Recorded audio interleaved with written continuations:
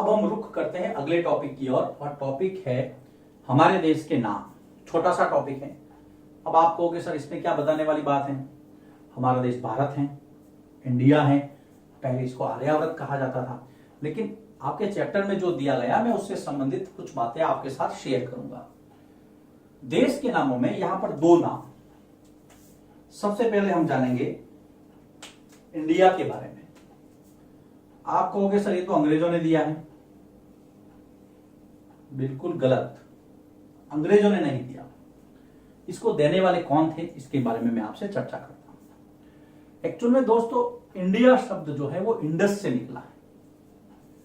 जो इंडिया शब्द है, इंडिया शब्द इंडस से निकला है। इंडस से निकला है। इंडस एक नदी का नाम है और उसके बारे में मैंने आपको बताया है। इंडस यहां पर सिंधु नदी के लिए इस्तेमाल किया गया है। इसका मतलब हमारे देश के नामकरण में सिंधु नदी का बहुत बड़ा योगदान है। बिल्कुल है। इंडस सिंधु नदी के लिए इस्तेमाल किया जाए, जो एक संस्कृत शब्द है भारत के। देखिए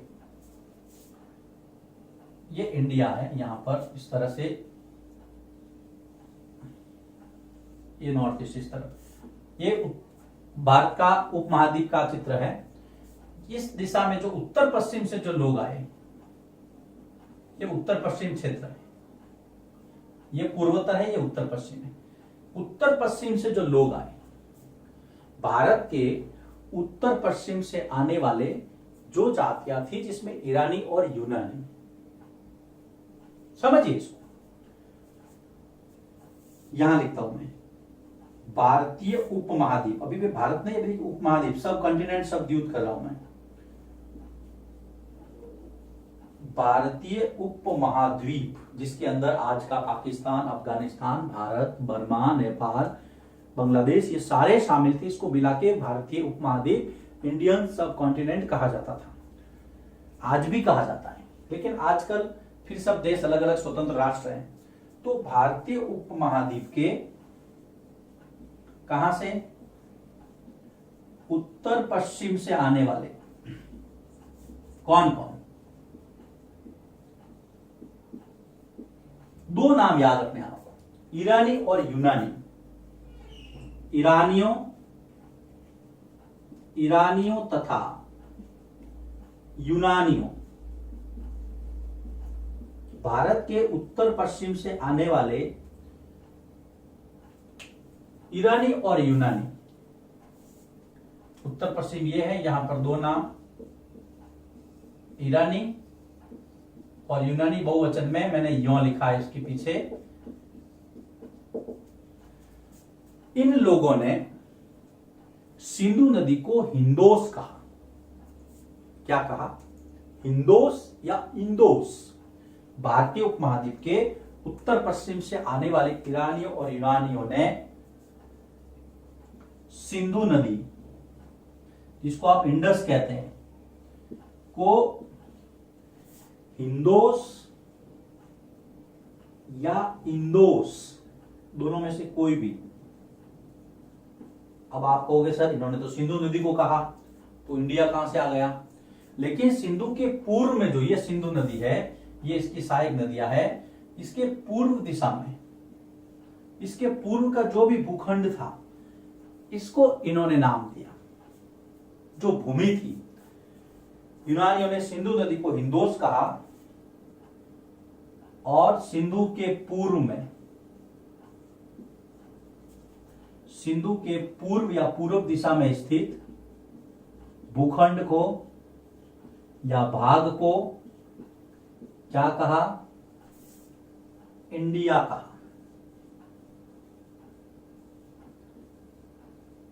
अब पते की बात यह है, भारत को इंडिया नाम किसने दिया? भारत को इंडिया नाम दिया ईरानियों और यूनानियों ने। अंग्रेजों की तरफ मत चले जाना। बिल्कुल सही प्रश्न है ये, और सही जवाब देना है आपको। इंडिया कहने वाला ईरानी और यूनानी, नाम पड़ा सिंधु नदी पे। जिसकी पूर्व दिशा में जो भूखंड स्थित था उसको इंडिया कहा। ईरानी और यूनानी, इंडिया। अब हम दूसरे शब्द को लेते हैं। इंडिया क्लियर हो गया। सिंधु नदी, इंडस, सिंधु, यूनानी, ईरानी, सिंधु, पूर्व दिशा में स्थित भूखंड। अब हम बात करते हैं दूसरा, भारत।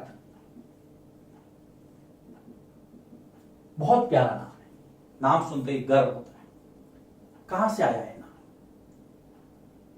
भारत नाम ये भारत के उत्तर पश्चिम में, भारत के उत्तर पश्चिम में एक समूह रहता था भरत नाम का। भरत नाम का समूह, जिसको कुल कहा गया ऋग्वेद में।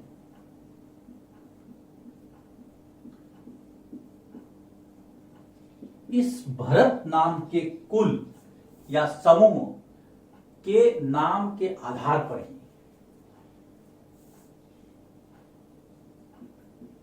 भरत के आधार पर संबंधित भूमि को क्या कहा गया?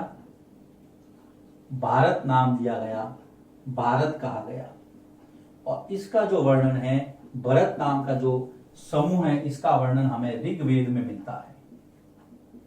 ऋग्वेद में भरत कुल का वर्णन किया गया है।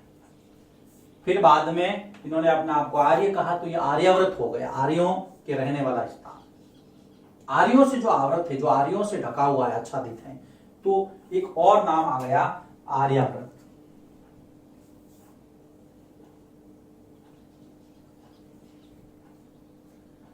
तो भारत नाम किसके नाम पे पड़ा बेटा? भारत नाम पड़ा एक भरत कुल समूह, जिसका वर्णन हमें ऋग्वेद में मिलता है, उसके नाम पे इसका नाम भारत पड़ा। और इसकी संतान को कहा गया भारती।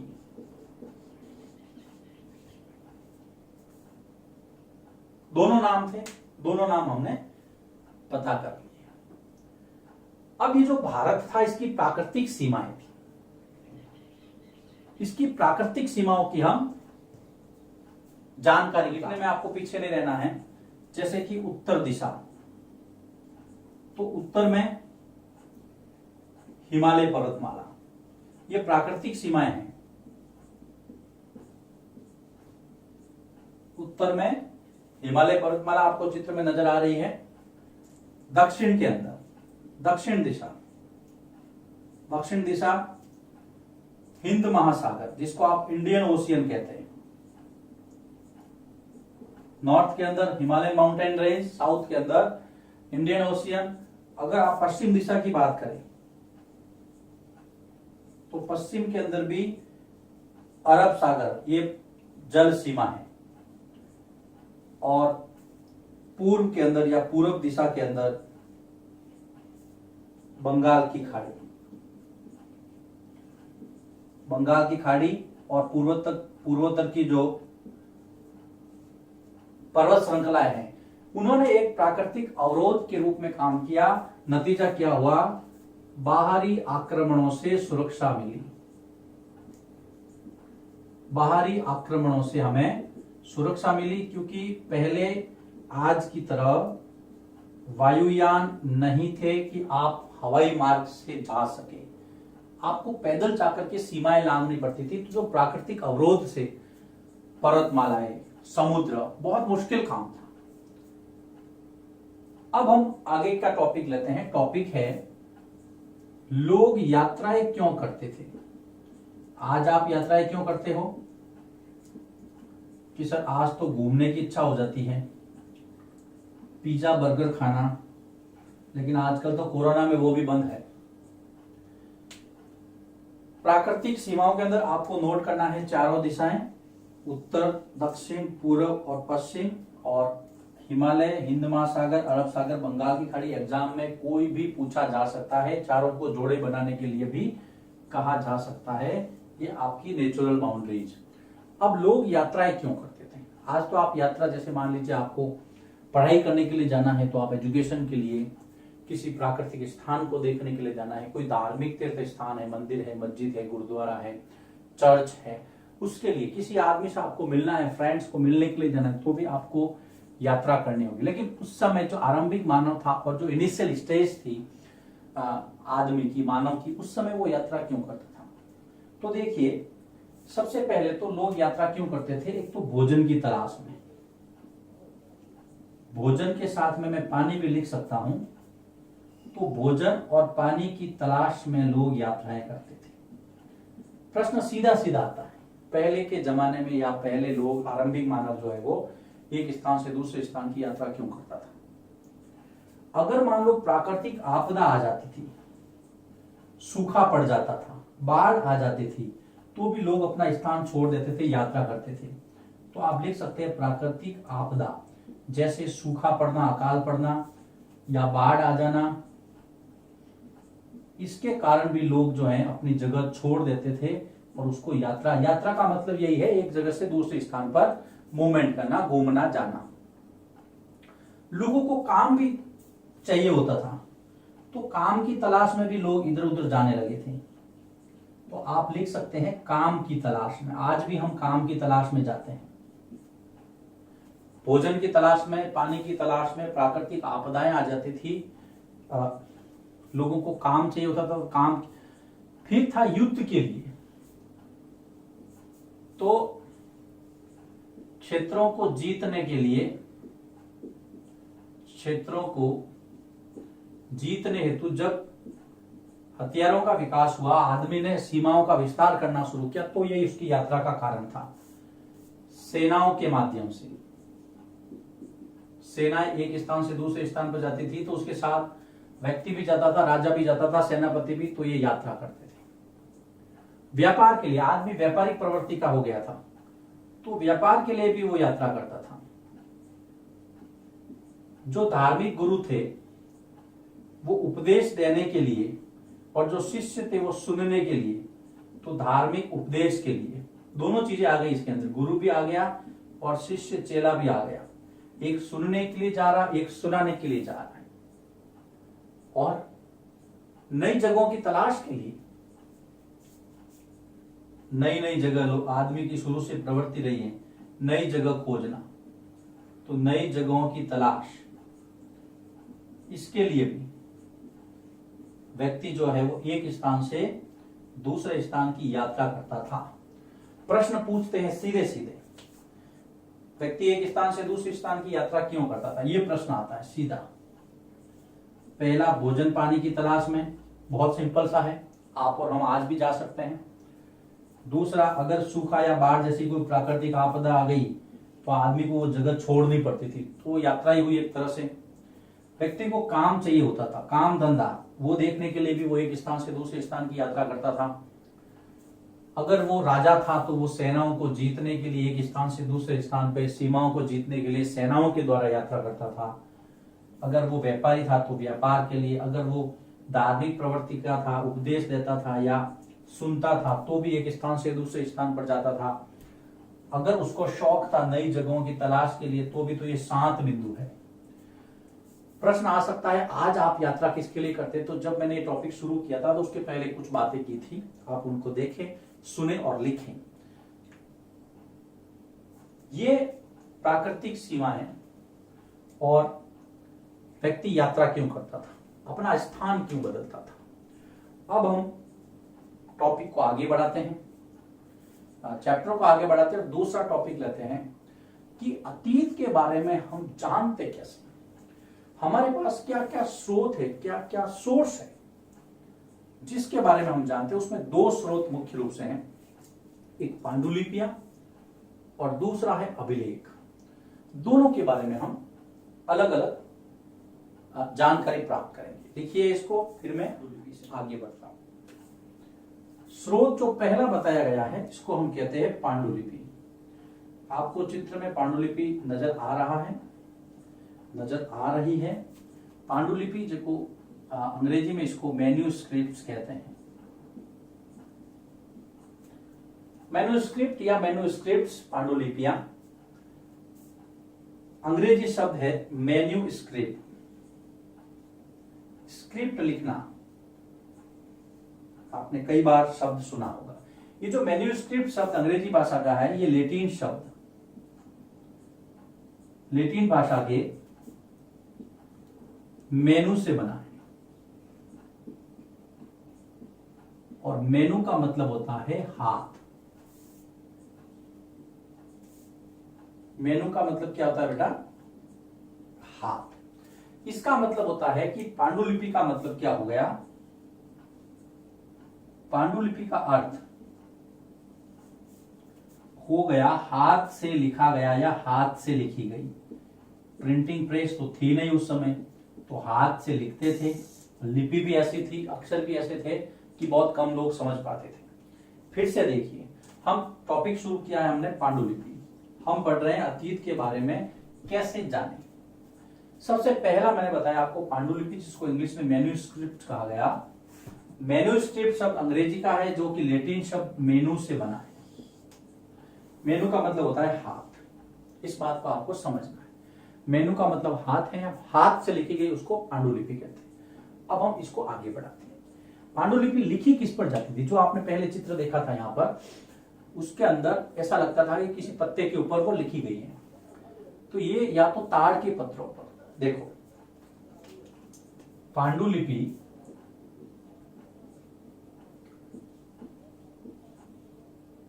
पांडुलिपि या तो ताड़ पत्रों पर या अथवा भोजपत्र पर लिखी जाती थी। अब ये भोजपत्र क्या है? भोजपत्र पर लिखी जाती थी। ये जो भोजपत्र है, भोजपत्र हिमालय में या हिमालय क्षेत्र में उगने वाले भूर्ज नामक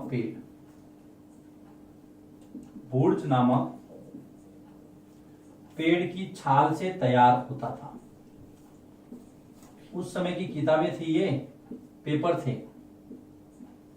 तो या तो भोजपत्र या ताड़ के पत्तों पर, और जो भोजपत्र है वो किससे तैयार होता था? भूर्ज नामक पेड़ की जो छाल है। और भूर्ज नामक पेड़ जो है वो कहां पाया जाता था? हिमालय क्षेत्र में। ये प्रश्न कई बार आता है। पांडुलिपियां देखो या तो ताड़ पत्रों पे नहीं, तो दूसरा जो मैंने बताया आपको, भोजपत्रों पर लिखी जाती थी। और जो भोजपत्र है वो हिमालय में उगने वाले भूर्ज नामक पेड़ की छाल से तैयार करके लिखे जाते थे। ये तो आपने पता किया कि पांडुलिपि है क्या, इसका शब्द उत्पत्ति कैसे हुई है, किसके ऊपर लिखी जाती थी। लेकिन इसके अंदर था क्या? पहले इसकी भाषा क्या थी? ये कौन कौन सी भाषाओं में हमें मिली है? तो पांडुलिपियां जो है वो देखिए, संस्कृत, प्राकृत और तमिल, अधिकतर इन भाषाओं में मिली है। उस समय जो प्राकृत जो है वो आम लोगों की भाषा थी, जो जन सामान्य है। आम लोगों की भाषा। आम का मतलब मैंगो मत समझ लेना, यहाँ पे कई मैंगो पीपल, आम लोग, मैंगो पीपल नहीं। आम लोग का मतलब है जन सामान्य, जो पढ़ा लिखा नहीं था। संस्कृत कौन बोलता था? ब्राह्मण तथा पढ़े लिखे जो लोग थे वो संस्कृत बोलते थे। तो ब्राह्मण और पढ़े लिखे लोगों की भाषा तो हो गई संस्कृत। आम लोगों की भाषा है प्राकृत। तमिल भी इस्तेमाल करते थे लोग, आम आदमी। तो यहाँ पर 3 भाषाओं में, संस्कृत, प्राकृत और तमिल, 3 भाषाओं में पांडुलिपियां मिली है। इस बात को आपको ध्यान रखना है। कौन कौन सी भाषाओं में मिली है? फिर से देखिए, संस्कृत जो कि ब्राह्मणों की भाषा थी, प्राकृत जो कि आम आदमी बोलते थे, और तमिल। ज्यादातर 3 भाषाओं का जिक्र आपकी पुस्तक में किया गया है। अब पांडुलिपियों में था क्या?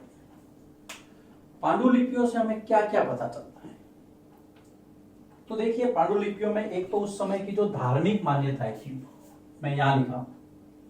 पांडुलिपियों से हमें क्या क्या पता चलता था? एक तो उस समय की धार्मिक मान्यताएं कि लोग धर्म से संबंधित कौन कौन से कार्य करते थे, रीति रिवाज क्या थे उनके। लोगों के व्यवहार, लोगों के व्यवहार क्या क्या थे, लोग कैसे एक दूसरे से डील करते थे, उस समय का साइंस और उस समय की जो मेडिसिन, औषधियां और विज्ञान, उस समय की मेडिसिन कैसी थी, औषधियां, ये भी पांडुलिपियों पर लिखा गया है। उस समय का साइंस, कैसे रिसर्च होते थे, इसकी भी पांडुलिपियां हमें मिली हैं। इसके अलावा उस समय का जो राज्य वर्ग था, जो राजा लोग थे, जो शासक वर्ग, सॉरी, राजाओं की जीवन, राजाओं का जीवन कैसा था वो भी हमें पता चलता है। और जन सामान्य, जो सामान्य मनुष्य था वो क्या करता था, क्या सोचता। अगर आपको एग्जाम में पूछ रहे कि पांडुलिपियों से आपको क्या क्या पता चलता है, तो आराम से आपको लिखना है, जैसे उस समय की धार्मिक मान्यताएं, लोगों का व्यवहार, औषधियां, मेडिसिन और साइंस, विज्ञान, राजाओं का जीवन और जन सामान्य। 5 बिंदु काफी हैं। पांडुलिपि वाला टॉपिक यहां पे पूरा होता है। देखो क्या है इसके अंदर, पांडुलिपि है क्या, अंग्रेजी में इसको मैन्युस्क्रिप्ट्स कहते हैं। ये लैटिन भाषा के मेनू से निकला है। मेनू का मतलब होता है हाथ, इसका मतलब पांडुलिपि का मतलब हो गया हाथ से लिखी गई, हस्तलिखित बोलते हैं उसको। ये हमें संस्कृत, प्राकृत और तमिल भाषाओं में मिली हैं। संस्कृत उस समय के ब्राह्मण और पढ़े लिखे लोग बोलते थे, प्राकृत आम लोगों की भाषा थी और साथ में लोग तमिल भी बोलते थे। पांडुलिपि किस पर लिखी जाती थी कि ताड़ पत्रों पर या भोजपत्र, दोनों पर लिखी जाती थी। भोजपत्र हिमालय में उगने वाले बूढ़ नामक पेड़ की छाल से तैयार होता था। पांडुलिपियों से हमें जानकारी क्या क्या मिलती है, तो लोगों की धार्मिक मान्यताएं, उनके व्यवहार क्या थे, औषधियां, विज्ञान, राजाओं का जीवन और जन सामान्य। इसको लिखिए। फिर मैं अगला टॉपिक लेता हूं, हमें अभिलेखों से क्या क्या जानकारियां हासिल होती है।